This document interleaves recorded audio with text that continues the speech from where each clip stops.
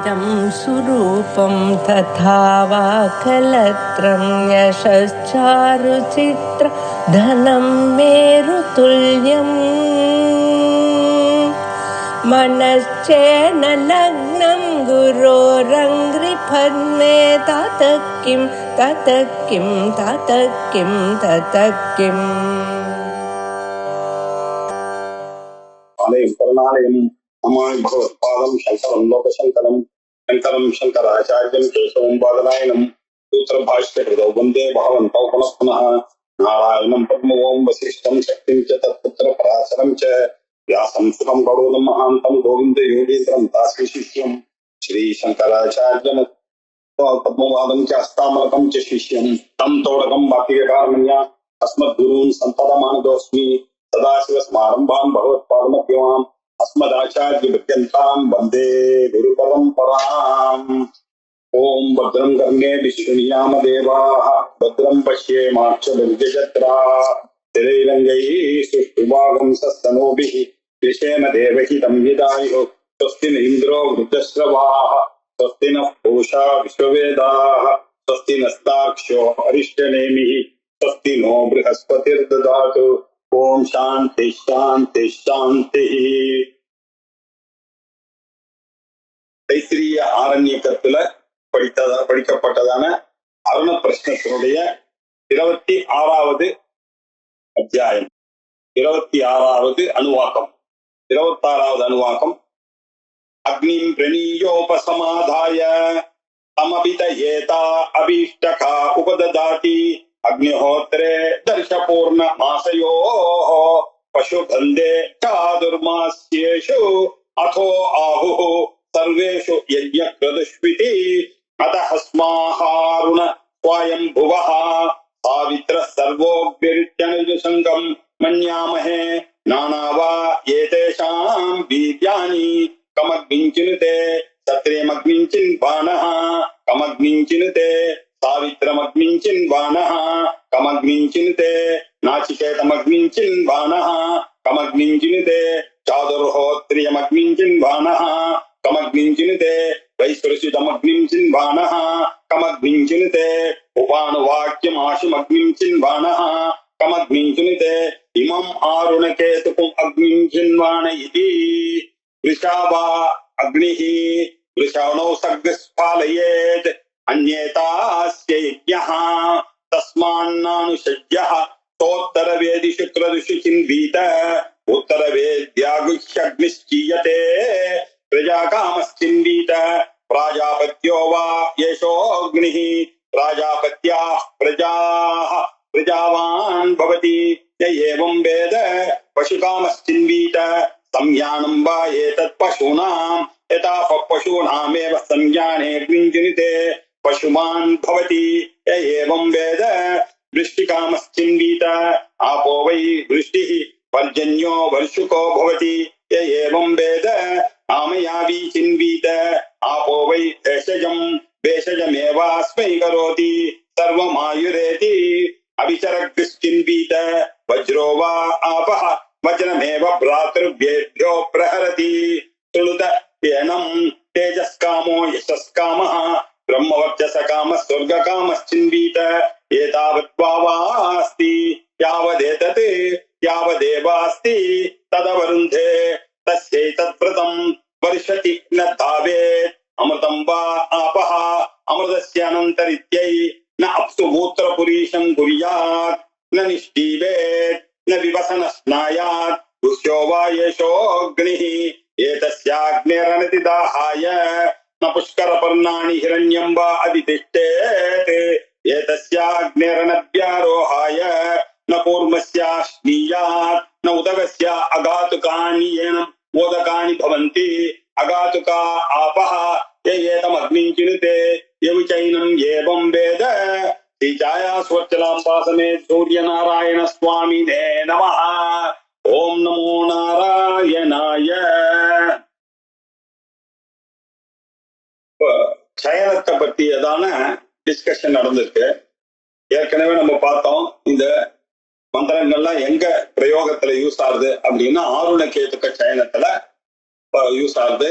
ஆருண கேட்க சயனத்துல ஒரு உத்தரவேதி இருக்கும். அதுல முழங்கால அளவுக்கு பள்ளம் தோண்டி அதுல ஃபுல்லா தண்ணியை வச்சு அதுக்கு மேல ஒரு பலகையை வச்சு அதுக்கு மேல அக்னியை வளர்த்து அதுக்கப்புறம் சுத்தி தண்ணியினால அந்த குருவி கரம்பையினால அங்கங்க வைக்கணும் அப்படின்ற விஷயங்கள் எல்லாம் பார்த்துருக்கோம். இப்ப இதுல இந்த சயனத்தினுடைய பலன்கள் என்ன, இந்த விரதங்கள்ல கடைபிடிக்க வேண்டிய நியமங்கள் என்ன அப்படின்ற விஷயங்கள்லாம் சொல்லணும்ன்றதுக்காக இந்த 26வது அணுவாக்கம் ஆரம்பிக்கிறது. அக்னிம் பிரணீயோபசமாதாய அப்படின்னார். அக்னியை பிரணீய அப்படின்னா மந்திரவத்தாக சொல்லி இல்லையா, பிரணீய உபசமாதாய அப்படின்னா விறகுகள்னால போட்டு நல்ல நன்றாக அதை விருத்தி செய்யணும். அந்த அக்னியை விருத்தி செய்ய வேணும். அக்னிம் பிரணீயோபசமாதாய தம் அபிதயேதா அபிஷ்டகா உபததாதி தம் அபிதஹா ஏதா அதை நாலா பக்கமும் நால்புறமும் அது என்ன பண்ணும், அபிஷ்டகாக உபததாதி. அபிஷ்டகம் இஷ்டகா அப்படின்னாக்கா கல்லை வச்சு அடுக்கணும், எல்லாம் சுத்தி அடுக்க வேண்டும் அப்படின்னு சொன்னார். அக்னிஹோத்ரே தர்ஷ பூர்ணமாசையோ, அக்னிஹோத்திரம் தர்ஷ பூர்ணமாச கர்மா இதெல்லாம் ஸ்ரோத கர்மாக்கள். அக்னிஹோத்திரம் தர்ஷ பூர்ணமாசம் பசுபந்தம் பசுபந்தே சாதுர்மாஸ்யேஷு, சாதுர்மாஸ்யம்னு ஒரு யாகம் இருக்கு, அப்புறம் பசுபந்தம்னு ஒரு யாகம் இருக்கு. இந்த யாகங்கள் எல்லாம் அதோ ஆஹு சர்வேஷு யஜ்ஞக்ரதுஷு இதி அப்படின்னு சொன்னார். அதாவது இந்த அக்னியை மந்திரபூர்வமாக எடுத்து வச்சு அதை சுத்தி பண்ணு இந்த சயனமானது எங்க அனுஷ்டிக்கலாம் அப்படின்னு சொன்னா அக்னிஹோத்திரம் பண்றவர்கள் அனுஷ்டிக்கலாம் அப்படின்னு சொன்னார்.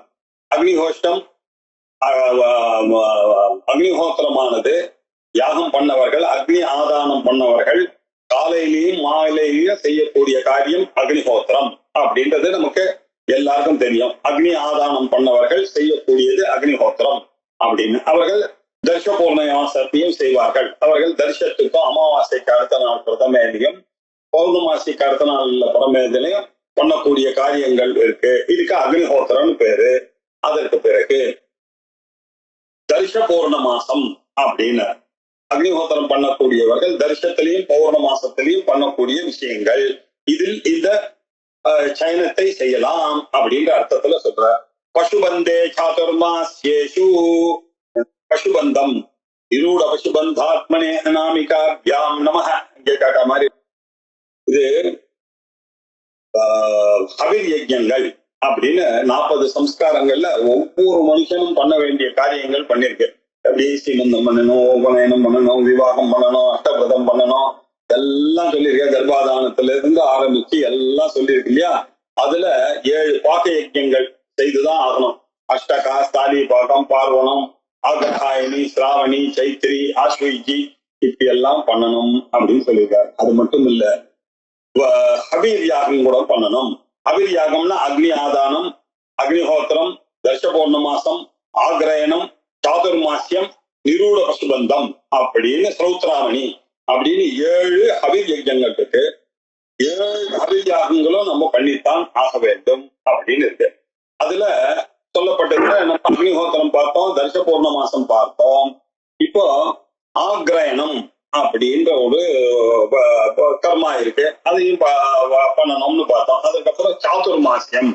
இந்த சாதுர்மாசியம்ன்றது நம்ம நினைக்கக்கூடியதான இந்த கிரகஸ்தர்கள்லாம் அனுஷ்டிக்கிறேன் 4 மாசம் ஒரு 2 மாசம் வந்து இது சாப்பிடக்கூடாது, ஒரு மாசம் கீரைகள் சாப்பிடக்கூடாது, ஒரு மாசம் பால் சாப்பிடக்கூடாது, ஒரு மாசம் தயிர் சாப்பிடக்கூடாது அப்படி இருக்க அந்த சாதுர்மாசியமே இல்ல. சன்னியாசிகள்லாம் அனுஷ்டிக்கக்கூடியதான அந்த சாதுர்மாசியமும் இல்ல. இது 4 கர்மாக்கள் இருக்கு, வைதிகமான கர்மாக்கள். அந்த 4 கர்மாக்கள் என்னன்னா வைஸ்வதேவம், வருண பிரகாசம், சாகமேகம், சுனாச்சீரம் அப்படின்னு 4 கிருதுகள் பண்ண வேண்டியது இருக்கு. இதுக்கு பேர் சாதுர்மாசியம்னு ஒரு சௌத கர்மா. இந்த 4 கர்மாக்களையும் பண்ணக்கூடியவர்கள் இந்த சயனத்தை பண்ணலாம் அப்படின்ற அர்த்தத்துல சொல்லியிருக்கு. அப்புறம் பசுபந்தம் அப்படின்னு இருக்கு. பசுபந்தம் அப்படின்னு சொன்னாக்க என்ன அர்த்தம்னாக்க நிரூட பசுபந்தம் எதுக்காக பண்றதுன்னு எட்டர்னல் ஹாப்பினஸ் வேணும் அப்படின்றதுக்காக பண்ணக்கூடிய ஹவி யஜ்யத்துல சாதுர்மாசியம் அக்னிஹோத்திரம் தர்ஷ பௌர்ணமாசம் மாதிரி நிரூட பசுபந்தம் அப்படின்னு ஒண்ணு இருக்கு. இதுல நிரூட பசுபந்தத்துக்கு ரெண்டு அர்த்தம் சொல்றார்கள் இல்லையா. ஒரு பசுவை கட்டி வைத்து அந்த ஸ்தம்ப யூகத்துல கட்டி வைத்து பண்ணக்கூடியதான ஒரு இதுல ஒரு பசு இருக்கு, நிரூட பசுபந்தம் அப்படின்னு ஒண்ணு. இது லைஃப்ல ஒரு தடவை செய்ய வேண்டிய ஒரு காரியமாக இது இருக்கு. அது மட்டும் இல்ல, சில கருதுகள்ல இதை செய்யலாம் அப்படின்ற அர்த்தத்துல பசுபந்தே சாதுர்மாஸ்யேது அதோ ஆஹோ இப்படித்தான் பெரியவர்கள்லாம் சொன்னார்கள். சர்வேஷு யஜ்ஞ கிரதுஷு இதி, எல்லா யஜ்ஞங்கள்லயும் பண்ணலாம் அப்படின்னா என்ன, எல்லா யஜ்ஞங்கள் எல்லா கிரதுலயும் பண்ணலாம் அப்படின்னு சொல்லியிருக்கேன். யஜ்ஞம் கிரது எல்லாம் ஒண்ணுதானே, டிஃபரன்ஸ் இருக்கு உள்ளுக்குள்ள. யூபம் இல்லாத யஜ்ஞங்களிலேயும் பண்ணலாம், யூபத்தோடு இருக்கக்கூடிய யஜ்ஞங்களிலேயும் பண்ணலாம்ன்றதை குறிக்கிறதுக்காகத்தான் இது யஜ்ஞ கிரதுஷு இதி அப்படின்னு சொன்னார். இப்படி இந்த சயனத்தை பண்ணலாம் அப்படின்னு சொன்னார். இப்போ இந்த ஆருணகேதுக சயனத்துல இந்த சாவித்திரம் அப்படின்னு சொல்லக்கூடிய ஒரு சயனம் இருக்கு இல்லையா, அது அவசியமா அப்படின்னு ஒரு டிபேட் வருது. அப்போ சில பேர் ஆருணர் அப்படின்னு ஒருத்தர் இருக்கார், அருணர் இருக்கார் இல்லையா, ஆருணர்னு. அருணர் அவர் என்ன நினைக்கிறார், பிரம்மாவனுடைய பிள்ளையான அருணர், அவருடைய பிள்ளைதான் ஆருணி இல்லையா. அப்படிப்பட்ட அந்த அருணர் என்ன நினைக்கிறாருனாக்க சாவித்திரம் ரொம்ப முக்கியம் அப்படின்னு சொல்றாரு. எல்லா விதமான அக்னிக்கும் நீங்க இந்த சாவித்திரம்ன்றது சயனமாக இருக்கு, அதனால இது அவசியம் பண்ணதான் ஆகணும் அப்படின்னு. சில பேர் இல்ல அப்படியெல்லாம் ஒண்ணும் அவசியம் கிடையாது, சாவித்திரம் தனி கர்மா, இது ஆரணகேதுக சயனத்துல அதை பண்ணிதான் ஆகணும்ன்றது இல்ல அப்படின்னு இந்த டிபேட் இப்ப இங்க வருது. அதஹ ஆருணஹ ஸ்வயம்புவஹ சாவித்ரஹ சர்வோக்னிரிதி அனனுஷங்கம் மன்யாமஹே நானாவாயேதேஷாம் வீர்யாணி. அத பிறகு பெரியவர் ஒருத்தர் இருந்தார், அவர் யாரு, அவர் பேர் அருணர்னு பேரு. அவர் யாரு, ஸ்வயம்புவஹா, ஸ்வயம்புவாக இருக்கக்கூடிய பிரம்மாவுக்கு பிறந்தவர். இப்படி பிரம்மாவுக்கு பிறந்தவரான அந்த அருணர் எனக்கூடிய மகரிஷி இருக்காரு, அவர் என்ன அபிப்பிராயப்படுறாருன்னா, சாவித்ரஹா சர்வோக்னிஹி இதி அனனுஷங்கம் மன்யாமே, எல்லா விதமான சயனங்களுக்கும் சாவித்திரமே பண்ணணும் அப்படின்னு சொன்னாரு. அதாவது அனுஷ்டிக்கிற சயனம்ன்ற கர்மா எல்லாமே சாவித்திரம் என்ற சயனமாகவே இருக்கிறது. நானாவா ஏதேஷாம் வீர்யாணி, அதுக்கு வீரியமே வேற, சாவித்திரத்தோட சேர்ந்து பண்ணும் பொழுது வரக்கூடிய வீரியங்கள்லாம் வேற அப்படின்னு சொன்னாரு. சாவித்திரம், நாச்சிகேதம், சாதுர்ஹோத்திரியம், வைஸ்வசிஜம் அப்படின்னு ஆரணபுதூகம் அப்படின்னு 5 விதமான சயனங்கள்லாம் காடக பிரகரணத்துல படிச்சிருக்கு. அந்த சயனம்லாம், இந்த சயனங்களை எல்லாம் யார் அனுஷ்டிக்கிறார்களோ, சாவித்திரமோ நாச்சிகேதமோ சாதுர்ஹோத்திரியமோ வைஸ்வசியமோ ஆரணபுதகமோ இதெல்லாம் பண்ணக்கூடியவர் சாவித்திரம்ன்ற சயனத்தை பண்ணிதான். சாவித்திரம்ன்ற சயனத்தை பண்ணாம இதெல்லாம் பண்ணா பிரயோஜனமே இல்லைன்னா அப்படின்னு சொல்லிட்டார். அதனால மற்ற சயனங்களுக்கெல்லாம் இது எல்லா யாகத்துக்கும் அங்கமாகத்தான் இருக்கு. சாவித்திர சயனத்தை அப்படிதான் கூறணும் அப்படின்னு அருணனுடைய மகரிஷியினுடைய கருத்தா இருக்கு. ஆனா சில பேர் என்ன சொல்றாங்க, அனனுஷங்கம் மன்யாமஹே, இல்ல அப்படியெல்லாம் கிடையாது, சாவித்திர சயனத்துக்கும் இந்த ஆரணகேதுக சயனத்துக்கும் சம்பந்தம் இருக்கிற மாதிரி எங்களுக்கு தோணவில்லை. ஆகையினால சாவித்திர சயனம் போல ஆரணகேதுக சயனத்தையும் யாகத்துக்கு அங்கமாக அனுஷ்டிக்கலாம், தப்பு ஒண்ணும் கிடையாது அப்படின்னு அவர்கள் அபிப்பிராயப்பட்டார்கள். இந்த விஷயத்தை பற்றிய டிஸ்கஷன் இப்ப ஆரம்பிக்கிறது. கமக்னிஞ்சினுதே சத்திரியமக்னிஞ்சின் வானஹா கமக்னிஞ்சினுதே சாவித்திரமக்னிஞ்சின் வானஹா கமக்னிஞ்சினுதே நாச்சிகேதமக்னிஞ்சின் வானஹா கமக்னிஞ்சினுதே சாதுர்ஹோத்ரியமக்னிஞ்சின் வானஹா கமக்னிஞ்சினுதே வைஸ்வஜனமக்னிஞ்சின் வானஹா கமக்னிஞ்சினுதே உபானுவாக்கியமாசுமக்னிஞ்சின் வானஹா கமக்னிஞ்சினுதே இமம் ஆருணகேது கமக்னிஞ்சின் வான இதி அப்படின்னு வேதம் படிச்சிருக்கு. அருணர்ன்ற மகரிஷி சொன்னார், பாதசாகம் முதலிய 12 நாளைக்கு மேல பண்ணக்கூடிய யாகங்களுக்கு எல்லாம் பேரு சத்திர யாகம்னு பேரு. இல்லையா? இந்த சத்திரியம் அக்னிஞ்சின் வானகா, இந்த சயனத்தை, இந்த சத்திரம் எனக்கூடிய சயனத்தை அனுஷ்டிப்பவன் எந்த பலத்துக்கு சாதனமாக இந்த சயனத்தை அனுஷ்டிக்கிறான் அப்படின்னு கேட்டார். கமக்னிஞ்சின் அப்படின்னு. அதுக்கப்புறம் இன்னொன்னு கேட்டார், இந்த நாச்சிகேத சயனம் பண்ணிக்கிறாரு இல்லையா, சாவித்திர சயனம் பண்ணிக்கிறார்களே, அவர்கள் எந்த பலனத்துக்காக பண்றார்கள் அப்படின்னு கேட்டார். அதுக்கப்புறம் நாச்சிகேத சயனம் பண்ணிக்கிறார்களே, அவர்கள் எதற்காக பண்ணிக்கிறார்கள் அப்படின்னு கேள்வி கேட்டு வராரு. சாதுர்ஹோத்ரின்ற சயனத்தை அனுஷ்டிக்கிறதாக இருக்கிறார்களே, அவர்கள்லாம் எதுக்காக பண்றாங்க? வைஸ்வசின்ற சயனத்தை அனுஷ்டிக்கிறார்களே, அவர்கள் எதுக்காக பண்ணுகிறார்கள் அப்படின்னா கேட்டு, உபானு வாக்கியம் அப்படின்னு ஒரு காண்டம் இருக்கு, அதுல விதிச்சிருக்கு. அந்த உபானு வாக்கியத்துல படிக்கப்பட்டதெல்லாம் சீக்கிரமாக பலனை கொடுக்கக்கூடியதாக இருக்கக்கூடியது. இப்படி சீக்கிரமாக பலனை கொடுக்கக்கூடியதான சயனத்தை அனுஷ்டிக்கிறதுக்காக தான் இது வந்திருக்கு. இப்படிப்பட்ட சயனம் தான் இதுல கடைசியாக சொன்ன ஆருணகேதுக சயனம். அப்படி ஆருணகேதுக சயனத்தை அனுஷ்டிக்கிறவன் எந்த காலத்துக்கும் சாதனமாக சயனத்தை அனுஷ்டித்தவனாக ஆகிறார். இதெல்லாம் தனியாவே இதை பண்ணாலே போதும்ன்ற அர்த்தத்துல சொல்றார். சத்திரியம், நாச்சிகேதம், சாவித்திரம் முதல சயனங்கள்ல எல்லாம் பலன் என்னன்னு கவனித்து பார்க்கணும். ஆனா இங்க எப்படி இருக்குன்னா எல்லாமே இங்க இருக்கு இந்த ஆருணகேதுக சயனத்துல. அதனால இது ரொம்ப வசதியாக கருதப்படுகிறது அப்படின்னாரு. இப்போ இன்னொரு சந்தேகம் வந்தது, இந்த சாவித்திர சயனம் வேறு சயனத்தோட சேர்த்து அனுஷ்டானம் பண்ணணும்னு அவர் நினைச்சாரு. அது அப்படிதான் பண்ணிதான் ஆகணுமா?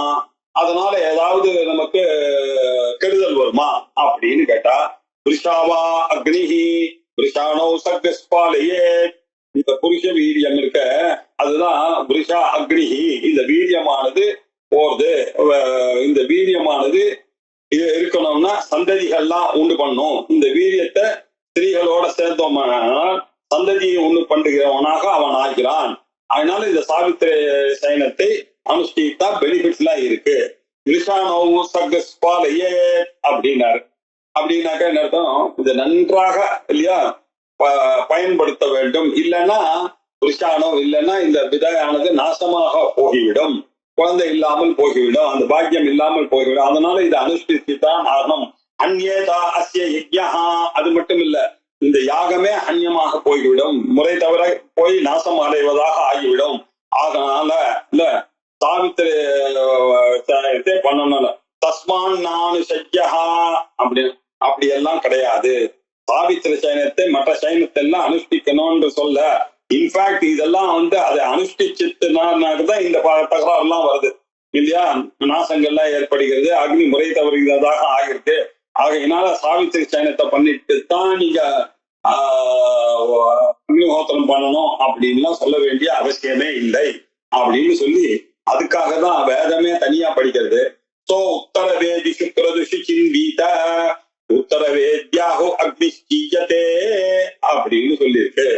அப்படின்னா என்னன்னா, ஜானுதக்னி உத்தர வேதி காத்வா அப்படின்னு நம்ம சொன்னதுனால உத்தர வேதியில இல்லையா ஆருணகேதுக்கும் உத்தர வேதியில தான் அனுஷ்டிக்கணும்னு அதனாலதான் சொல்லியிருக்கு. அந்த உத்தர வேதியோட கூடி இல்லையா பசுபந்தம் முதலிய கர்மாக்களும் அனுஷ்டிக்க வேண்டும். ஏன்னா உத்தர வேதின்ற இடத்துலதான் இந்த சயனம் அனுஷ்டிக்கப்படுகிறது. ஆகையினால இல்லையா உத்தர வேத்யாகும் அக்னி செய்யதே அப்படின்னு சொன்னா அக்னிஹோத்திரம் அந்த ஆருணகேதுக சயனமானது உத்தர வேதியில தான் பண்ணிக்கிறான் அப்படின்னு சொல்றதுனால இல்லையா அக்னிஹோத்திர தாஷ்ட பௌர்ணமாசம் முன் சொல்றது போல எப்படி பொருந்தோம் அப்படின்னு கேட்டா இல்ல, இதை அனுஷ்டித்தாலும் அனுஷ்டிக்கலாம், அனுஷ்டிக்கலைனாலும் போகலாம்ன்ற அர்த்தத்துலதான் சொல்லியிருக்கே தவிர இது இதனால கெடுதல் வரும் அப்படின்ற அர்த்தத்துலதான் சொல்ல. இது ஒரு விகல்பம். விகல்பம்னா உதித்தே ஜுஹோதி, அனுத்தே ஜுஹாதி, சோடசி நாட்டி அப்படின்லாம் நமக்கு வார்த்தைகள்லாம் இல்லையா. 16வது கிரகத்தை எடுத்துக்கணும், 16வது கிரகத்தை எடுக்கக்கூடாதுன்னு ஒரு இடத்துல சொல்றது, ஒரு இடத்துல உதித்த பிறகுதான் பண்ணணும், சூரியன் உதித்த பிறகுதான் பண்ணணும், இன்னொரு இடத்துல சூரியன் உதிக்கிறதுக்கு முன்னாடி பண்ணணும், இப்படி எல்லாம் சொல்லியிருக்க. இப்படி ரெண்டும் வந்ததே. ஆனால் இப்படி 2 விதமான கன்ஃபியூஷன் வந்தா சாவித்திர சயனம் பண்ணாமல் எந்த சயனம் பண்ணக்கூடாது அப்படின்னு சொல்றது, இது சாவித்திர சயனம் இல்லாமல் பண்ணலாம் அப்படின்னு சொல்றது. இப்படி சொன்னா என்ன அர்த்தம்னா, வேதத்துல இப்படிப்பட்ட வாக்கியங்கள்லாம் இதுக்கு பேர் விகல்பம் அப்படின்னு பேரு. விகல்பம் அப்படின்னா அனுஷ்டிக்கலாம், யாருக்கு அது சொல்லிக்கப்பட்டிருக்கோ அவர்கள் அனுஷ்டிக்கலாம், யாருக்கு சொல்லப்படவில்லையோ அவர்கள் அனுஷ்டிக்கலாம். அதுதான் அந்தந்த கோத்திரக்காரா அதுக்கெல்லாம் சேர்ந்த மாதிரி இருக்கா. என்னென்ன யாகம் பண்ணணும் அதை பண்ணு. மொத்தத்துல ஆறுனுக்கு சமயத்துல அவசியம் இல்லைன்றது தெரியறதுன்றதுதான் நமக்கு இங்க தாற்பயமாக இங்க தெரியுது. இந்த ஆறுனுக்கு சயனத்தை பண்ணான்னாக்க என்ன பலன் அப்படின்னு இப்ப சொல்றது. இதான் மெயினான டாபிக் வரும். இந்த இந்த அருணப்பிரஷ்ன மந்திரங்கள் எல்லாம் ஆறுனுக்கு சயனத்துல பயன்படக்கூடியதாக இருக்கக்கூடியது. அந்த ஆறுனுக்கு சயனத்தை பண்ணான்னா என்ன பலன் அப்படின்னு பார்த்தா இந்த பலன்கள்லாம் இருக்கிறதுனாலதான் நம்ம சூரிய நமஸ்காரமாக இதை இன்னும் கூட சொல்லிக் கொண்டிருக்கோம். வாரம் சொல்லிக் கொண்டோம். ஞாயிற்றுக்கிழமை இதை சொல்வதற்கு காரணம் என்ன அப்படின்ற விஷயம் இப்பதான் நமக்கு புரிய போகுது. எத்தனையோ பலன்கள் இங்க இருக்கு இல்லையா? அந்த ஆறுனுக்கு சயனத்தினுடைய யாகத்துல என்ன பலன்லாம் சொல்லப்பட்டிருக்கோ அதெல்லாம் ஜெனரலாகவே இதை படித்தாலே வரக்கூடிய பலன்களாக இருக்கிறது. ஏன் அப்படின்னாக்கா அங்கங்க ஏவம் வேத ஏவம் வேதன்னு வித்வத் வாக்கியங்கள் இருக்கு. வித்வத் வாக்கியங்கள் வந்ததுன்னா என்ன பண்ணா அதுக்கு உண்டான பலன் இல்ல, நிச்சயமா உண்டு. இல்லைன்னு சொல்லி இல்லைன்னா இதை தெரிஞ்சு கொண்டா போனாலே இதனால பலன்கள் உண்டு அப்படின்றதுனாலதான் இதை நாம ரெகுலரா வச்சுட்டு இருக்கோம். இந்த நமஸ்காரத்தை 32 நமஸ்காரம் பண்ணியாவது சூரியனுக்கு நம்ம பண்றதுன்னு வைத்துக் கொண்டிருக்கோன்ற விஷயம். இதனால என்ன பெனிஃபிட்? சூரிய நமஸ்காரம் படிக்கிறதுனாலையும் ஆறுனுக்கு சயனம் படிக்கிறதுனாலையும் என்னெல்லாம் பலன் அப்படின்னு ரொம்ப விஸ்தாரமா இப்ப சொல்ல போறது. ரொம்ப பிரஜா காமஸ்டின் கீதா அப்படின்னு ஆறுனுக்கு சயனத்தை இல்லையா சந்ததியை விரும்பவன் நிச்சயமாக அனுஷ்டிக்க வேண்டும். ஆறுனுக்கு சயனத்தை யாருக்கு சந்ததி வேணும், பசங்க நன்னா இருக்கணும்னு நினைக்கிறானோ அவர்கள் பண்ண வேண்டும். அப்படின்னா என்ன ஆகுது? இதை அறிவதன் மூலமாக நமக்கும் அந்த பலன் வருகிறது, சந்ததியானது வருகிறது. சூரிய நமஸ்கார மந்திரங்களை சொல்லி நமஸ்காரம் பண்ணுவதனால அப்படின்னு தெரியாது. அதுக்கு ஒரு காரணம் சொல்றார். ராஜாபத்யோவா ஏஷோக்னிஹி. அப்பா இந்த சயனமே பிரஜாபதியினாலதானப்பா படைக்கப்பட்டது. பிரஜாபதி தானப்பா பிரஜாபதி தானப்பா இதுக்கு குருவா இருக்காரு. ஆகையினால இந்த அனுபவங்களுக்கு எல்லாம் பிரஜாபதி இருக்கிறதுனால பிரஜா சம்பந்தமான சந்ததி ஏற்படுறதுன்றது நேச்சுரலா படிச்சாலே உங்களுக்கு புரியலையா? ராஜாபத்யாக பிரஜா, பிரஜைகள் எல்லாம் பிரம்மதேவரால படைக்கப்படுபவர்கள் தானப்பா. ஆகையினால அதனால இத பண்ணான்னாக்க என்ன, இந்த ஆறுனுக்கு சயனத்தை பண்ணா அவனுக்கு என்ன கிடைக்கும்? பிரஜாவான் பவதி, அவன் நிறைய சந்ததியோட இருக்கக்கூடியவனாக இருக்கிறான். அது மட்டுமல்ல, இப்படி ஏவம் வேத, யார் ஒருவன் இப்படி அறிகிறானோ, இந்த விஷயம் நமக்கு இப்ப தெரிஞ்சு விடுத்துல. அதனால இவர்களுக்கும் சந்ததியானது ரொம்ப பிரமாதமாக இருக்கும். அவனும் சந்ததி உள்ளவனாக ஆகிவிடுகிறான் அப்படின்றது. ஏவம் வேத சாபி பிரஜாவான் பவதி, ஆறுனுக்கு சயனம் பண்ணா பிரஜாவான் பவதி. இந்த விஷயம் தெரிஞ்சதுனால இவனுக்கும் சந்ததியெல்லாம் வருகிறது. பசுகாமஸ்சிந்தீத சம்யானம் வா ஏதத் பசூனாம் யதாபஹ பசூனாம் ஏவ சம்யானே அக்னிஞ்சிதே பசுமான் பவதி ய ஏவம் வேத அப்படின்னாரு. பசுகாமஸ்சிந்தீத, பசுவை விரும்புகிறவன், நல்ல செல்வம் வேணும், அதுல நல்ல காரு பங்களாக்கள்லாம் வேணும், குதிரை பசு எல்லாம் இருக்கணும் அப்படின்னு எனக்கு அதுதான் அடையாளம், செல்வத்தினுடைய அடையாளம். இப்படி எனக்கு நன்றாக சௌக்கியமாக நான் வாழ வேண்டும், எனக்கு நிறைய பசு செல்வங்கள்லாம் இருக்க வேண்டும்னு நினைக்கிறவன் ஆறுனுக்கு சயனத்தை அனுஷ்டிக்க வேண்டும். இல்ல எந்த ஒரு ஜலம் இருக்கோ அது பசுக்களுக்கெல்லாம் என்ன உயிர் நாடியாக இருக்கிறது. சம்யானம் வா ஏதத் பசு, தண்ணீர் எனக்கூடியதுதான் பசுவனுடைய சாதனமா இருக்கு, அதுதான் உயிர் நாடியாக இருக்கு. அந்த உயிர் நாடியாக அங்க ஜலம் இருக்கிறதுனால அந்த ஜலத்தை வைத்துக் கொண்டு இவன் பண்றதுனால இவன் பசுக்களுடன் கூடியவனாக ஆகிவிடுகிறான். அது மட்டுமில்ல, இப்படி யார் இதை அறிகிறானோ அவனும் பசுமான் பவதி, நல்ல செல்வந்தனாக ஆகிறான். சோ பிரஜாவான ஆனா செல்வந்தனாக ஆகணும் அப்படின்னா இதை படிக்கலாம். அவாவா எண்ணத்தை கொடுக்கறது அந்த சாமர்த்தியத்தின் மூலமா அவாவாளுக்கு அது கிடைக்கிறது அப்படின்னு சொன்னார். அதுக்கப்புறம் விருஷ்டிகாமஸ்சின்வீதா ஆபோ வை விருஷ்டிஹி பர்ஜன்யோ வர்ஷிகோ பவதி ய ஏவம் வேத அப்படின்னார். விருஷ்டிகாமன், மழை வரணும்னு ஆசை சார். என்ன மழை வரணும்னு என்ன பண்ணலாம்? இந்த ஆறுனுக்கு சயனத்தை அனுஷ்டிக்க, இந்த ஆறுனுக்கு சயனத்தை அனுஷ்டிக்க வேண்டும். ஆபோவை விருஷ்டி, மழைதான சார் ஜலமாக வருகிறது. ஆகையினால பர்ஜன்யோ வர்ஷுகோ பவதி, இந்த சயனத்தை செய்பவனுக்கு இந்த மேகமானது பர்ஜன்யமானது அப்படியே மழை பொழிகிறதாக ஆகிறது. இப்படி மழை பொழிகிறதாக ஆகும்னு யார் தெரிவிக்கிறானோ அவர்களும் மழையை விரும்பினாலேயானால் அவர்களுக்கும் மழையானது பெய்கிறது அப்படின்னு தெரியாது. அடுத்தது பிரஜாவான் சொன்னார், பசுமான் அப்படின்னு சொன்னார். அதுக்கப்புறம் விருஷ்டிகாமனா இருந்தா வருஷிகமான் வருஷிக்கிறதுன்னு சொன்னார். இன்னொன்னு ஆமையாவி சிந்தீத ஆபோவை பேஷஜம் பேஷஜமேவாஸ்மை கரோதி சர்வமாயுரேதி. ஆமையாவி சிந்தீத, நோயினால பீடிக்கப்பட்டவர்கள் அவர்களும் என்ன பண்ணா, நோய் போகணும்னாக்கா ஆருணக்கேதுக சயனம் பண்ணலாம். ஏன்? ஆபோவை பேஷஜம், ஜலம்தான் மருந்துன்றது வேணும். சுத்தமான ஜலம்தான் ஆரோக்கியத்துக்கு சாதனம், அதனால மருந்தாகத்தான் அது சொல்லப்படுகிறது. இப்படி ஆருணக்கேதுக சயனத்தை அனுஷ்டிக்கிறவன் இல்லையா, அந்த மருந்தையே சம்பாதித்ததாக ஆகிறது. அது மட்டும் இல்ல, அவன் சர்வமாயுரேதி, பூர்ணமான ஆயுஷையும் வாழ்கிறான். எப்படி? ஆரோக்கியத்தோட வாழ்கிறான். இந்த கர்மாவை அனுஷ்டித்தவன் ஆரோக்கியத்துடன் கூடிய நீண்ட ஆயுளை இவன் பெறுகிறான் அப்படின்றது தெரிகிறது. ஆனா அபிசரக்க சிந்தீத வஜ்ரோபா ஆபஹா அப்படின்னா அபிசாரம் அப்படின்னு, ஆபிசாரம்னா என்ன அர்த்தம்? சத்ரு அழியணும்னு பண்ணக்கூடிய ஆபிசார பிரயோகங்கள்லாம் நிறைய வேதத்துல இருக்கு இல்லையா. சேனையாகம் முதலிய யாகங்கள்லாம் இருக்கு. நம்ம ராமாயணத்திலாம் பார்த்திருக்கோம். இந்திரஜித்தெல்லாம் பண்ண பாருங்க இல்லையா. ராமரை கொள்வதற்காக ஆபிசார யாகங்கள்ல நிகும்பலா யாகங்கள்லாம் பண்றத நம்ம பார்த்திருக்கோம் அங்கங்க.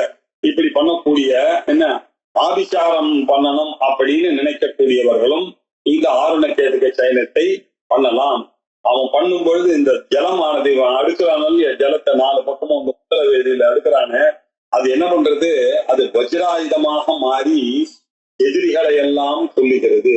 வஜ்ரோவா ஆபஹா வஜ்ரமேவ பிராத்ருப்யோ பிரஹரதி. அவன் அது வஜ்ரன்ற ஆயுதமாக மாறி அது என்ன பண்றது? அரக்கர்களை எல்லாம் எதிரிகளை எல்லாம் நாசம் செய்வது இல்லையா அப்படின்றது தெரியுது. ஏன் சுனுத்த ஏனம், அவன் ஏனம் அவன் நினைக்கிறான். சத்ருவானவன் இந்த மந்திரத்தின் மூலமாக ஏனம் திருணுத்த அப்படின்னா நிச்சயமாக சத்துருக்களை பிரயோகிக்கிறவன் இந்த சத்துருக்களை கொன்று விடுகிறான் அப்படின்னு அர்த்தம். சத்துருக்கள் இந்த யாகத்தினால சுனுத்த அழிகிறார்கள் அப்படின்னு அர்த்தம். சத்துருக்கள் அழிகிறார்கள். ஆகையினால் ஆருணக்கேதுக சயனத்தை இப்படியும் பண்ணலாம். அப்புறம் இன்னொன்னு சொல்றது, அது மட்டும் இல்ல சார், தேஜஸ்காமோ யசஸ்காமஹா இல்லையா. தேஜஸை விரும்பும், நல்லா இருக்கணும் அப்படியே நல்ல தேஜஸா இருக்கணும், பேரும் புகழோட இருக்கணும், எல்லாரும் மரியாதை பண்ணணும் அப்படின்னு நினைக்கிற தேஜஸ் காமனாக இருக்கக்கூடியவனும் இந்த ஆருணக்கேதுக சயனத்தை அனுஷ்டிக்கலாம். பலத்தை விரும்புகிறவனும் அனுஷ்டிக்கலாம். தேஜஸ் காமஹா யசஸ் காமஹா, யசஸோட இருக்கணும், பலத்தோட இருக்கணும்னு யசஸை விரும்பக்கூடியவன் பிரம்ம தேஜஸோட சொர்க்கத்தையும் அனுபவிக்கணும் அப்படின்ற அர்த்தமா இருக்கு. அவர்களும் ஆருணக்கேதுக சயனத்தை சொல்லலாம். இப்படி சொன்னாலும் சில விஷயங்கள்லாம் சொல்லப்படாமல் இங்க விட்டுருக்கு. அந்த பலன்களையும் உத்தேசித்து பண்ணலாம்ன்றது இதுல இருந்து யாவதேவாஸ்தி யாவதேதே யாவதேவாஸ்தி வேறு பலன்களும் உத்தேசத்திற்கு எடுத்துக் கொள்ளலாம் அப்படின்னு ததவருந்தே அதுவும் நிச்சயமாக கிடைக்கும். அந்த கேரண்டியும் கொடுக்கிறோம். நம்ம சந்தியாவந்தனத்துல பண்றோம் பாருங்க, மனசா வாச்சா கர்ம பண்றது மேல எக்கிஞ்ச துரித்தம்மை, இதை தவிர வேற ஏதாவது பாவம் பண்ணிட்டு ஆனால் அதையும் போக்கட்டோம்னு நம்ம சொல்றேன். பாபேபியோ கந்தாம் எதன்னா பாபம கலசம் மனசா வாச்சா பிராபியாம் பத்யாம் அகஸ்தவலம் எக்கிஞ்ச துரித்தம்மை. வேற யாராவது இதனால கண்ணு காது மூக்கு நாக்கு இதனால எல்லாம் பண்ண தப்புக்கெல்லாம் பிராயத்தை கேட்டேன், சிலது கேட்கறதுக்கு விட்டு போயிருப்பேன். அப்படி இருந்தா அதையும் கணக்குல எடுத்துங்க, அதுவும் போகணும்னு இருக்க. அதே மாதிரி இதெல்லாம் பிரஜா காமன் பசு காமன் இதெல்லாம் சொன்ன பண்ணதெல்லாம் பலன் கிடைக்கிறதுன்னு சொன்ன மாதிரி விட்டு போயிருந்ததே ஆனால் அதுவும் கிடைக்கட்டும் அப்படின்னு சொல்லிட்டு அப்படின்னா. இப்போ ஆருணக்கேதுக சயனத்தை அனுஷ்டிக்கணும்னா சில நியமங்கள் சில விரதங்கள்லாம் இருக்குப்பா. அந்த சில விரதங்கள்லாம் ஆருணக்கேதுக சயனம் பண்றவனுக்கு மட்டும்னு நினைக்காதீங்க அப்படின்னு பாஷ்யத்துல சொல்ற. எல்லாருக்குமே பொதுவான விதிதான். இங்க ஸ்பெஷலா ஆரண கேதுகை சயனத்துக்கு சொல்லிருக்கு. ஆகையினால இங்க ஆரண கேதுகை நிச்சயமா இந்த நியமங்கள்லாம் அனுபவிக்கிறோம். ஆனா the same நியமம் is applicable to others. நம்மள மாதிரி ஆளுங்களுக்கும் இது அப்படின்னு சொல்லி சில விஷயங்கள் சொல்ல போறார். ரொம்ப வேதத்துல சொல்லலாம் உபதேசங்கள், ரொம்ப கவனமாக கேட்க வேண்டிய உபதேசங்கள் இப்ப வருது. இந்த ஆருண கேதுகை சயனத்தை அனுஷ்டிக்க வேண்டிய சில நியமங்கள்ல தஸ்ய தத் விரதம் சரே, இந்த ஆரண கேதுகம் சயனம் பண்ணக்கூடிய அவனுக்கு இந்த விரதங்கள்லாம் நிச்சயமாக பண்ணித்தான். தஸ்ய ஏதத் விரதம், இந்த விரதங்கள் நியமங்கள்லாம் இருக்குப்பா. அது என்ன சார் நியமங்கள் ஒண்ணு சொல்லுங்க அப்படின்றீங்களா? வருஷதி நதாவே, மழை வரும்போது ஓடக்கூடாது. பேருக்கு தெரியாது இல்லையா? மழை வந்ததுன்னா நடந்து போனோம் இல்ல ஒதுங்கணுமே தவிர மழைக்கு பயந்துட்டு ஓடுறதுன்றது பெரிய பாவமாக கருதப்படுகிறது வேதத்துல. அதனால வருஷத்தி நதாவே, ஒரு நாளும் பயந்து ஓடக்கூடாது இல்லையா? சரீரம் நனைஞ்சிருமேன்னு பயந்துன்னு ஓடலாம் கூடாது. ஏன் சார் அப்படி சொல்றது? இது என்ன பெரிய ஆமா நமக்கு தெரியாது.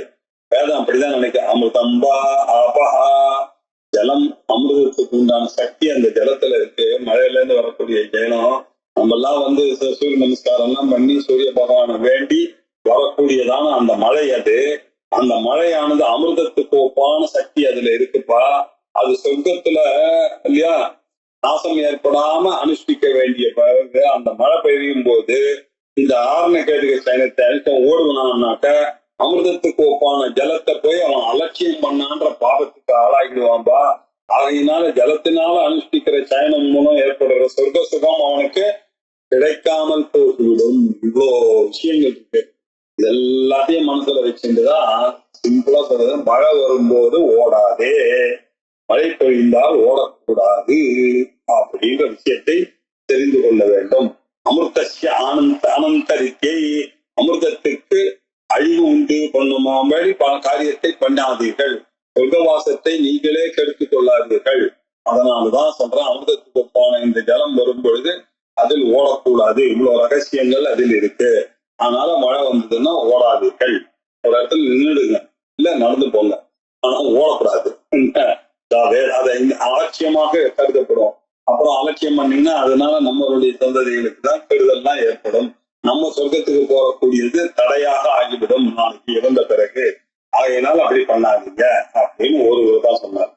இன்னொரு விரதம் சொல்றாரு, அப்சுமூத்திர புரீஷம் புரியாது, ஜலத்துல ஒரு நாளும் மலமூத்திரங்கள் பண்ணவே கூடாது. ரொம்ப தப்பு அது. போடுற தண்ணியில போய் என்ன அதெல்லாம் பண்ணவே கூடாது. மூத்திர புரீஷம் புரியார். அடுத்தது காரி உமிழுது இல்லையா? ஜலத்துல உமிழவே கூடாது. வசனம்னாக்க ட்ரெஸ். எந்த சந்தர்ப்பத்திலயும் வஸ்திரம், இடுப்புல வஸ்திரம் இல்லாம ஸ்நானம் ஒருபோது யாரும் செய்யக்கூடாது. வஸ்திரம் ஒண்ணு இருக்கணும் உடம்புல. வஸ்திரம் இல்லாத ஒரு ஸ்நானம் பண்ணாங்கனாக்க அது அப்படியே தகிச்சிடும். அவருக்கு உடம்புல எல்லா ரோகங்களும் வந்துடும். ஏன்? இந்த ஆரண கேதுக அக்னி இருக்க, அது அந்த ஜலத்துல H2O-வாக மறைந்து இருக்கு. அக்னி தானே ஜலமா வந்திருக்கு. அக்னேர் ஆபஹா அப்படின்னு ஆபஹா வந்திருக்க இந்த ஜலமானது அதுல இருக்கிறது என்ன? ஹைட்ரஜனும் ஆக்சிஜனும் இருக்கக்கூடிய தேஜஸ் தாம்பா இருக்காங்க. அது ஜலத்துல மறைஞ்சு இருக்குப்பா. அது அப்படியே உன்னை தகிச்சிரும். அதனால வரக்கூடிய விளைவுகள்லாம் ரொம்ப இருக்கும். அதனால விவசன ஸ்நாயாத், அதனால ஒரு பொழுதும் ட்ரெஸ் இல்லாமல் குளிக்க கூடாது. ஏதாவது ஒரு வஸ்திரம் உடம்புல இருக்கு, அது எல்லாத்துக்கும் குளிக்க கூடாது. ஏதஸ்யாம் ஏதஸ்யாம் அக்னேஹ அனதிதாகாய அப்படின்னாரு.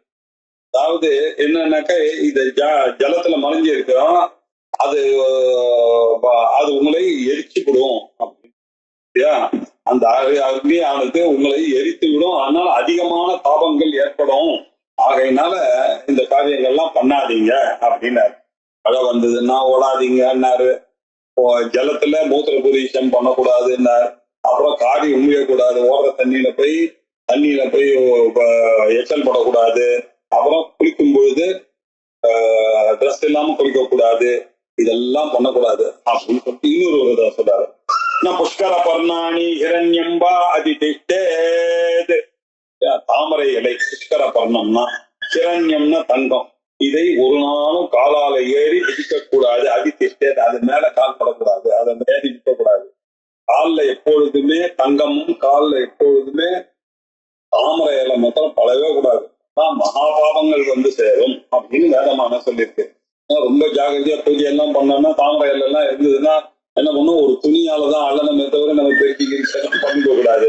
ரொம்ப ஜாகிரதையா அது கால் பற்றக்கூடாது. ஏன் கால் பற்றாம பாத்துக்கணும். தாமரை இலையில பண்றது இதெல்லாம் வந்து தாமரை இதழில பண்றதெல்லாம் கால் படாம போகணும். அதே மாதிரி ஒரு நாளும் தங்கம் கால் கிட்ட போக கூடாது இல்லையா? அதனாலதான் எல்லாரும் பாருங்க கொலுசு வெளியில தான் போட்டுப்பாங்க. தங்க கொலுசு எல்லாம் போடுவாங்க. இப்ப பேர் விஷயம் தெரியாம போடுறாங்க சில பேர். தங்கம் கால் கிட்ட போடக்கூடாது இல்லையா? அப்படின்றது நமக்கு தெரியுது.